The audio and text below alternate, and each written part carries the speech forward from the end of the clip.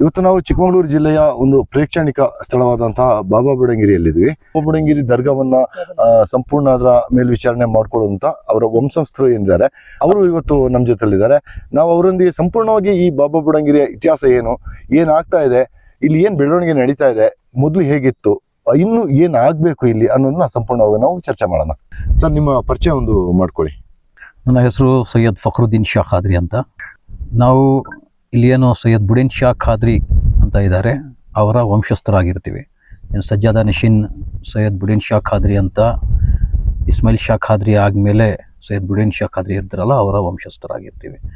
ಬಾಬಾ ಬುಡೇನ್ ಅದು ತಾವು ಹೇಳ್ದಂಗೆ ಅವರು ಒಂದು ಸೂಫಿ ಸಂತರು. ಇಲ್ಲಿ ಕಾಫಿ ಬೀಜವನ್ನು ತಂದು ಇಲ್ಲಿ ನಮ್ಮ ಚಿಕ್ಕಮಗಳೂರಲ್ಲಿ ಕಾಫಿಯನ್ನು ತಂದಿರ್ತಾರೆ.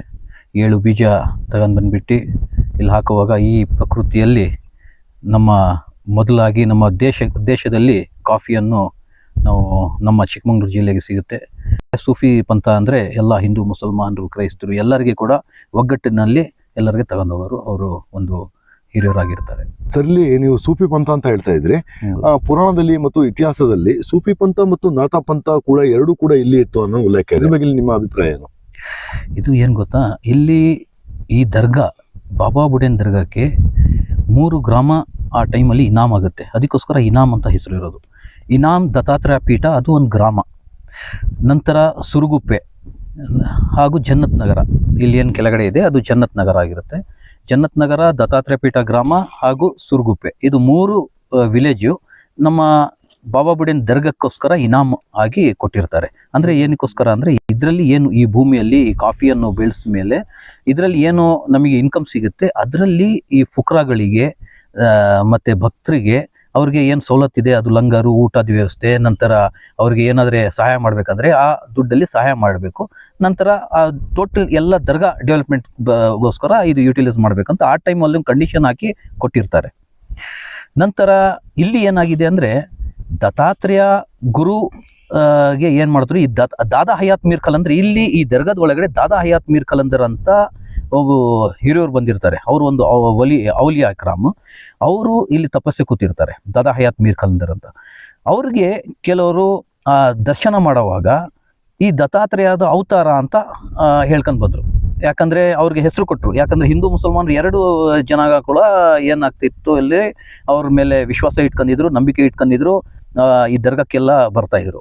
ಇಲ್ಲಿ ಏನಾಯಿತು, ಈ ಊರು ದತ್ತಾತ್ರೇಯ ಹೆಸರಲ್ಲಿ ಊರಿರುವಾಗ ಈ ಊರಿನ ಸೂಫಿ ಸಂತರಿಗೆ ಏನು ಹೇಳ್ತಾರೆ, ದತ್ತಾತ್ರೇಯ ಸೂಫಿ ಸಂತರು, ದತ್ತಾತ್ರೇಯ ಗುರು, ಈ ಥರ ಒಂದು ಹೇಳೋದು ಸ್ಟಾರ್ಟ್ ಮಾಡಿದ್ರು. ನಂತರ ದತ್ತಾತ್ರೇಯ ಗುರು ಹೇಳೋದ್ರೆ ಏನು ಇವ್ರಿಗೆ ಅವಾಯ್ಡ್ ಯಾರು ಮಾಡ್ಕೊಂಡು ಹೋಗಿಲ್ಲ. ಅವಾಗ ಏನು ಮಾಡಿದ್ರು, ಅವ್ರಿಗೆ ಯಾವ ಥರ ಅಂತ ಕೊಟ್ಟರು. ಇವ್ರಿಗೆ ಕೆಲವು ಮುಸಲ್ಮಾನರು ದಾದಾ ಹಯಾತ್ ಮೀರ್ ಕಲಂದರ್ ಅಂತ ಇದ್ರು, ನಂತರ ದತ್ತಾತ್ರೇಯ ಅಂತಾರೆ. ಅದಾದ್ಮೇಲೆ ಇರೋದು ಬಾಬಾ ಬುಡೇನ್. ಬಾಬಾ ಬುಡೇನ್ ದರ್ಗಾ ಅಂತ ಹೇಳೋದು, ಇವರು ಬಾಬಾ ಬುಡೇನ್ ಅವರು ಬೇರೆ ಸೂಫಿ ಸಂತರು. ಅವರು ಜಮಾಲ್ಲಾ ಮಗ್ರಿಬಿ ಅಂತ ಕಾಫಿ ತಂದಿರ್ತಾರೆ. ಬಾಬಾ ಬುಡೇನ್ ಸೈಯದ್ ಬುಡೀನ್ ಶಾ ಖಾದ್ರಿ ಅಂತ ಹೇಳ್ಬಿಟ್ಟು ಕಾಫಿಯ ತೋಟ ಎಲ್ಲ ಸ್ಪ್ರೆಡ್ ಮಾಡ್ತಾರೆ. ಆ ಟೈಮಲ್ಲಿ ಎಲ್ಲರಿಗೆ ಬಾಬಾ ಬುಡೇನ್ ಅಂತ ಅದು ಹೆಸರು ಕೊಟ್ಕೊಂಡು ಬರ್ತಾರೆ.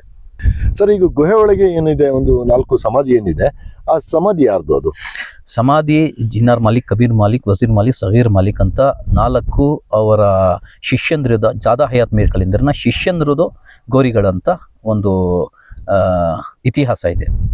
ನಂತರ ಮೇಲೆ ಇರುವ ಗೋರಿಗಳು ಜಮಾಲ್ಲಾ ಮಗ್ರಿಬಿಯ ಗೋರಿಗಳು ಅಂತ. ನಂತರ ಅಲ್ಲಿ ಒಂದು ಹತ್ತಿಯ ಮರ ಇದೆ, ಅದು ಸಂಸ್ಕೃತದಲ್ಲಿ ಔಧಮರ ವೃಕ್ಷ ಅಂತ ಕರೀತಾರೆ, ನಾವು ಗುಲೇರ್ ಕಾ ಝಾಡ್ ಅಂತ ಹೇಳ್ತೀವಿ.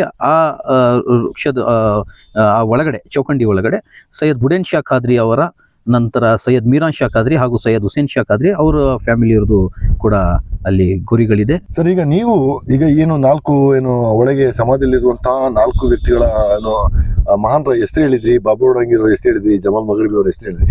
ನೀವು ಇದರಲ್ಲಿ ಯಾರು ವಂಶಸ್ಥರು? ನಾವು ಈ ಸೈಯದ್ ಇಸ್ಮಾಯಿಲ್ ಶಾ ಖಾದ್ರಿ, ಸೈಯದ್ ಬುಡೀನ್ ಶಾ ಖಾದ್ರಿ ಅವ್ರ ಮಕ್ಕಳು ಏನಿದ್ರು, ಲಾಸ್ಟಿಗೆ ಸೈಯದ್ ಮೀರಾನ್ ಶಾ ಖಾದ್ರಿ ಅಂತ ಬರ್ತಾರೆ. ಸೈಯದ್ ಮೀರಾನ್ ಶಾ ಖಾದ್ರಿ ಕೂಡ ಅಲ್ಲಿನ ಸಜ್ಜಾದ ನಶೀನ್, ಅವ್ರಿಗೆ ಕೂಡ ಬಾಬಾ ಬುಡೇನ್ ಅಂತಾನೆ ಕರೀತಿದ್ರು. ಅಂದರೆ ಏನಾಗ್ತಿತ್ತು, ಯಾರೇ ಇಲ್ಲಿ ಸಜ್ಜಾದ ನಶೀನ್ ಆಗಿರ್ತಾರೆ ಆ ಟೈಮಲ್ಲಿ ಅವ್ರಿಗೆ ಬಾಬಾ ಬುಡೇನ್ ಅಂತ ಒಂದು ಹೆಸರು ಕೊಟ್ಕೊಂಡು ಬರ್ತಿದ್ರು. ಅವರಿಗೆ 4 ಮಕ್ಕಳು ಇರ್ತಾರೆ. ಈ 4 ಮಕ್ಕಳದಲ್ಲಿ ನಮ್ಮ ಸೈಯದ್ ಮೊಹಿದ್ದೀನ್ ಶಾ ಖಾದ್ರಿ ಅಂತ ಏನಿರ್ತಾರೆ ಅವ್ರ ಮಕ್ಕಳಲ್ಲಿ ನಾವು ಕೂಡ ಆಗಿರ್ತೀವಿ. ಈ ಬಾಬಾ ಬುಡಂಗಿರಿ ಈ ದರ್ಗಾದಲ್ಲಿ ನಿಮ್ಮ ರೋಲ್ ಏನಿದೆ? ಈಗ ಇವಾಗ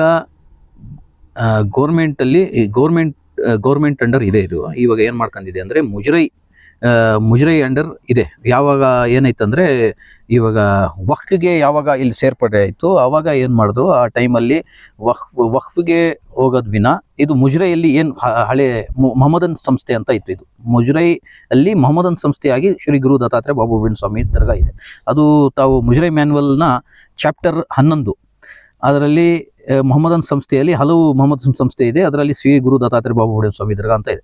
ನಂತರ ಅದರಲ್ಲಿ 571 ಪೇಜ್ ನಂಬರಲ್ಲಿ ಅಲ್ಲಿ ಉಲ್ಲೇಖ ಮಾಡಿ ಇಟ್ಟಿದ್ದಾರೆ. ಯಾವ ರೀತಿಯಲ್ಲಿ ಅಂದರೆ ಇಲ್ಲಿ ಹಿಂದೂ ಮುಸಲ್ಮಾನರು ಎರಡು ವರ್ಗ ಕೂಡ ದರ್ಗಕ್ಕೋಸ್ಕರ ಬರ್ತಿದ್ರು, ಅಲ್ಲಿ ದೇವಸ್ಥಾನ ಅಂತ ಎಲ್ಲಿ ಕೂಡ ಇಲ್ಲ.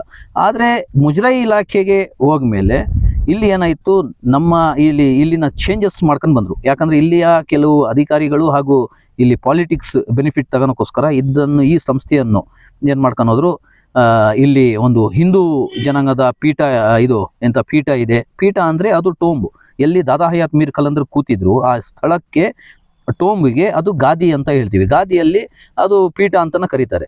ಈ ದತ್ತಾತ್ರೇಯ ಪೀಠ ಅದನ್ನ ಕೂಡ ಒಂದು ಗ್ರಾಮ. ದತ್ತಾತ್ರೇಯ ಪೀಠದ ಒಂದು ಪೀಠ ಅಂತ ಹೇಳ್ಕೊಂಡು ಬರ್ತಿದ್ರು. ನಂತರ ಏನು ಮಾಡಿದ್ರು, ದಾದಾ ಹಯಾತ್ ಮೀರ್ ಖಲಂದರ್ನ ಪೀಠ ಅಂತ ಹೇಳಿದ್ರು. ಈ ಶಬ್ದ ಇದೆಯಲ್ಲ, ಈ ಲ್ಯಾಂಗ್ವೇಜು ಭಾಷೆಯಲ್ಲಿ ಏನಾಗ್ತಾ ಇದೆ, ಇಲ್ಲಿ ಕೆಲವು ಡಿಫ್ರೆನ್ಸಸ್ ಬಂದ್ಬಿಟ್ಟು ಇಲ್ಲಿ ಒಂದು ಸಮುದಾಯಕ್ಕೋಸ್ಕರ ಇದು ಒಂದು ಸಮುದಾಯಕ್ಕೆ ಅವಾಯ್ಡ್ ಮಾಡೋದು, ಒಂದು ಸಮುದಾಯ ಪರವಾಗಿ ಕೆಲಸ ಮಾಡೋದು, ಆ ಥರ ಮಾಡ್ಕೊಂಡು ಬರ್ತಾ ಇದ್ದಾರೆ ಇವರು. ದತ್ತಾತ್ರೇಯ ಬಾಬಾ ಬುಡಂಗಿರಿ ಸ್ವಾಮಿ ದರ್ಗಾ ಅಂತ ಇದ್ದಿತ್ತು. ಈಗ ಎಲ್ಲಾ ಕಡೆಯಲ್ಲೂ ಐಡಿಪೀಠ ಅಥವಾ ದತ್ತಾಪೀಠ ಅನ್ನುವಂಥ ಬೋರ್ಡ್ಗಳು, ಬಸ್ಗಳಲ್ಲಿ ಲೊಕೇಶನ್ ಎಲ್ಲದೂ ಕೂಡ ಅದೇ ಕಾಣಿಸ್ತಾ ಇದೆ. ಯಾಕೆ ಬಾಬಾ ಬುಡಂಗಿ ಹೆಸರು ಕ್ರಮೇಣವಾಗಿ ಮರ್ತೋಗ್ಬಿಡ್ತು? ಇದ್ರ ಬಗ್ಗೆ ನಿಮ್ಮ ಅಭಿಪ್ರಾಯ ಏನು? ಇದು ಇಲ್ಲಿಯ ಯಾರು ಅಡ್ಮಿನಿಸ್ಟ್ರೇಷನ್ ಇದ್ದಾರೆ ಅವರು ಡಾಕ್ಯುಮೆಂಟ್ ಎಲ್ಲ ಕರೆಕ್ಟಾಗಿ ಪರಿಶೀಲಿಸಿದರೆ ಇದು ಶ್ರೀ ಗುರು ದತ್ತಾತ್ರೇಯ ಬಾಬಾಬುಡನ್ ಸ್ವಾಮಿ ದರ್ಗಾ ಅಂತಲೇ ಇರೋದು. ಹಲವು ನಾವು ಕೂಡ ಮಾಹಿತಿ ಹಕ್ಕಲ್ಲೆಲ್ಲ ಕೇಳಿದ್ದೀವಿ. ಇಲ್ಲಿ ಎಲ್ಲಿ ಕೂಡ ಇದು ಶ್ರೀ ಗುರು ದತ್ತಾತ್ರೇಯ ಪೀಠ ಅಂದರೆ ಇನಾಮ್ ದತ್ತಾತ್ರೇಯ ಪೀಠ ಏನಂದರೆ ಅದು ಗ್ರಾಮದ ಹೆಸರು.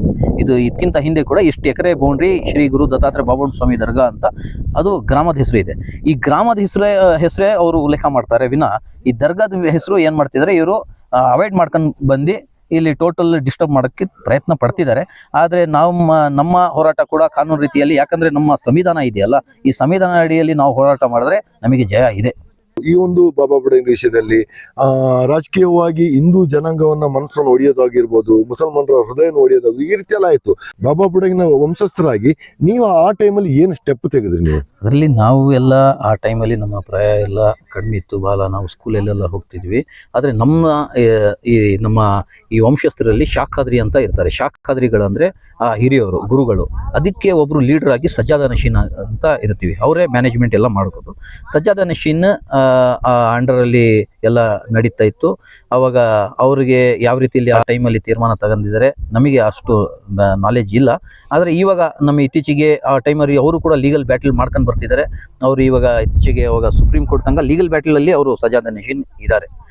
ಇಲ್ಲಿ ಇವಾಗ ನಾವು ಈ ಹಿಂದೂ ಮುಸಲ್ಮಾನರ ವಿಭಜನೆ ತಾವು ಏನು ಕೇಳ್ತಿದ್ರಿ, ಈ ಥರ ಎಲ್ಲ ಆಯ್ತಲ್ಲ ಅನಾಹುತ ಅಂದರೆ ಅದಕ್ಕೆ ಏನು ಇಲ್ಲಿ ಕಡಿಮೆ ಆಗಿದೆ ಅಂದರೆ ಇವಾಗ ಅವರು ಶ್ರೀ ಗುರು ದತ್ತಾತ್ರೇಯ ಅಂತಾನೆ ಇವಾಗ ಹೋರಾಟ ಮಾಡ್ಕೊಂಡು ಬಂದಿದ್ದಾರೆ. ಆದರೆ ಶ್ರೀ ಗುರು ದತ್ತಾತ್ರೇಯ ಸ್ವಾಮಿಯವರು ಏನು ಹೇಳಿದ್ದಾರೆ, ಅವ್ರ ವಿಚಾರಗಳು ಏನಿದೆ ಅಂತ ಅವರು ಯಾರು ಕೂಡ ತಿಳಿಸಲ್ಲ. ಅವರು ಕೂಡ ಸುಳ್ಳು ಹೇಳಬೇಡ, ನಿಜ ಹೇಳಬೇಕು, ಯಾರಿಗೆ ಮೋಸ ಮಾಡಬೇಡ್ದು, ಭಕ್ತಿಯಲ್ಲಿರಬೇಕು. ನಂತರ ಅಲ್ಲಿ ಪತಂಜಲಿ ಅಂತ ಅವರು ಏನು ಹೇಳ್ತಾರೆ, ಪತಂಜಲಿಯ ಬಗ್ಗೆ ಕೆಲವು ವಾರ್ತಿ ಉಲ್ಲೇಖ ಮಾಡಿದ್ದಾರೆ. ಅದರಲ್ಲಿ ಏನು ಗೊತ್ತಾ, ಅವರು ಎಲ್ಲಿ ಕೂಡ ಮೋಸ ಮಾಡಿಬಿಡ್ತು, ಮತ್ತು ನಾವು ನಫ್ಸ್ಗೆ ಯಾವ ರೀತಿಯಲ್ಲಿ ಕಂಟ್ರೋಲ್ ಮಾಡಬೇಕಂತ ಸೂಫಿಸಮ್ನ ಹೇಳ್ತೀವಿ, ಅದೇ ರೀತಿ ಅವರು ಕೂಡ ಹೇಳಿದ್ದಾರೆ. ನಂತರ ಆದರೆ ಕೂಡ ಈ ಮೆಸೇಜ್ ಅವ್ರು ಕರೆಕ್ಟಾಗಿ ಅವ್ರು ತಿಳಿಸಲ್ಲ ಹಿಂದೂ ಜನಾಂಗದಲ್ಲಿ. ನಂತರ ನಮ್ಮ ಮುಸ್ಲಿಂ ಸಮುದಾಯದಲ್ಲಿ ಕೂಡ ಏನಾದರೆ ನಾವು ಖುರಾನು, ಹದೀಸು, ನಂತರ ನಮ್ಮ ಹಿರಿಯರು ಈ ಸೂಫಿಸಮ್ಮಲ್ಲಿ ಯಾವ ರೀತಿಯಲ್ಲಿ ಇದೆ ಅದು ನಾವು ಅವ್ರ ವಿಚಾರ ಅವ್ರು ಕರೆಕ್ಟಾಗಿ ತಿಳಿಸಿದರೆ, ಇವ್ರ ವಿಚಾರ ಇವ್ರ ಗ್ರಂಥಗಳು ಕರೆಕ್ಟಾಗಿ ತಿಳಿಸಿದ್ರೆ ಅಲ್ಲಿ ಏನು ಡಿಫ್ರೆನ್ಸಸ್ ಇರಲ್ಲ.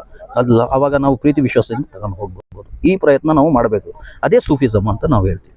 ಸರ್, ಮುಂದಿನ ದಿನಗಳಲ್ಲಿ ಈಗ ಏನು ಬಜರಂಗ ದಳದಿಂದ ದತ್ತಮಾಲೆ ಅಭಿಯಾನ ಸ್ಟಾರ್ಟ್ ಆಗ್ತದೆ, ಶ್ರೀರಾಮ ಸೇನೆಯಿಂದನೂ ಕೂಡ ಏನು ದತ್ತಮಾಲೆ ಅಭಿಯಾನ ಪ್ರಾರಂಭ ಆಗ್ತದೆ. ಅವ್ರು ಬಂದು ಇಲ್ಲಿ ಒಂದಿಷ್ಟು ದಾಂಧಲೆಗಳನ್ನು ಪ್ರತಿ ವರ್ಷ ಮಾಡುವಂಥದ್ದು, ದಾಂಧಲೆಗಳು ಕೂಡ ಮಾಡಿ ಹೋಗ್ತಾರೆ.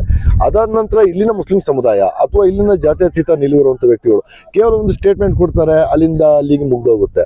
ಏನು ಅದೊಂದು ಬಲವಾಗಿ ಒಂದು ಉಗ್ರವಾಗಿ ಅವ್ರ ವಿರುದ್ಧ ನಿಂತ್ಕೊಳ್ಳೋಕ್ಕೆ ಸಾಧ್ಯವಾಗ್ತಿಲ್ಲಲ್ಲ, ಯಾಕೆ ಹಾಗೆ?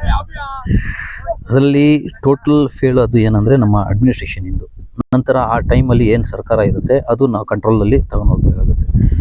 ನಂತರ ಇಲ್ಲಿ ಕೆಲವು ಈ ಭಾಷಣಗಾರರು ಏನು ಬರ್ತಾರೆ ಅವ್ರ ಲೀಡರ್ಸು, ಅವರು ಯಾವತ್ತೂ ಕೂಡ ಒಳ್ಳೆ ವಿಚಾರಗಳು ಹೇಳೋದು ನಾವು ಕೇಳ್ಕೊಂಡಿಲ್ಲ.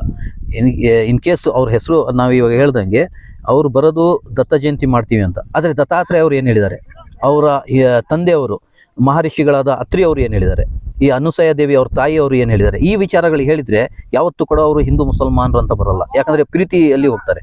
ಆ ಟೈಮಲ್ಲಿ ಅವರ ಇತಿಹಾಸ ಅಂದರೆ ಈ ಗುರು ದತ್ತಾತ್ರೇಯ ಅವ್ರದ್ದು ಇರೋದು ತಮಿಳ್ನಾಡಲ್ಲಿ ಅಂತ ನಮಗೆ ಮಾಹಿತಿ ಇದೆ.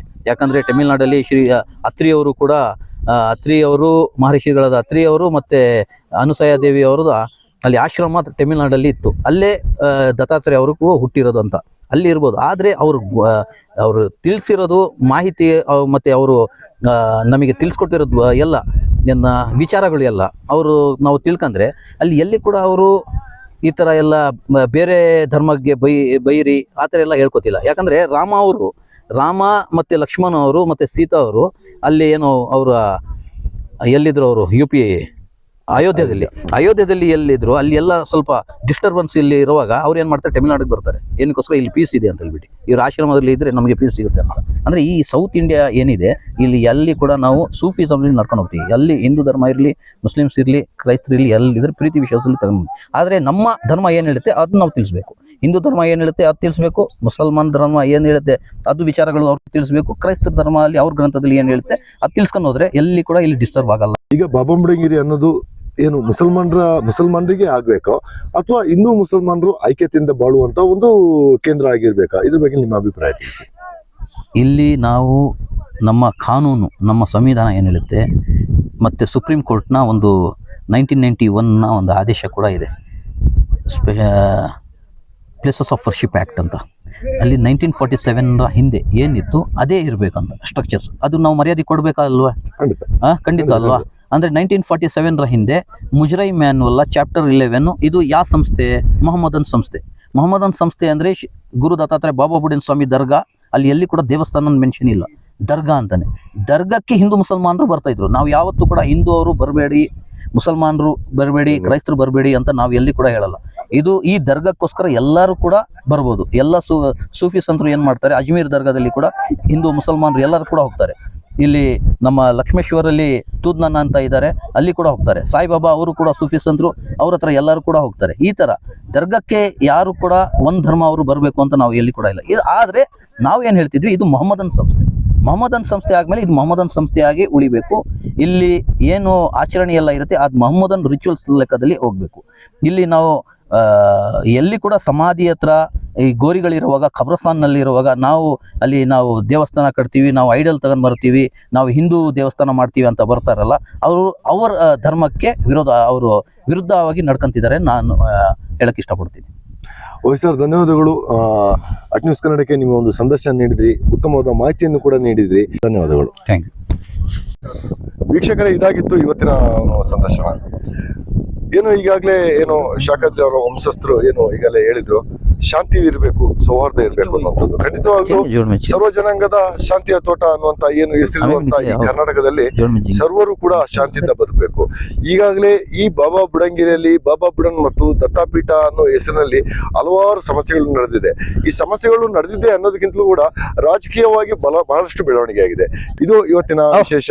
ನೀನು ನನ್ನ ಚಾನಲ್ ಸಬ್ಸ್ಕ್ರೈಬ್ ಮಾಡಿದ್ರೆ ಈ ಕೂಡಲೇ ಸಬ್ಸ್ಕ್ರೈಬ್ ಮಾಡೋದ್ರ ಮೂಲಕ ನಮ್ಮನ್ನು ಬೆಂಬಲಿಸ್ತಾ ಹೇಳ್ಕೊಂಡು ಅಟ್ ನ್ಯೂಸ್ ಕನ್ನಡ ಇದು ಗಟ್ಟಿತನದ ದಿಟ್ಟ ಸುದ್ದಿ.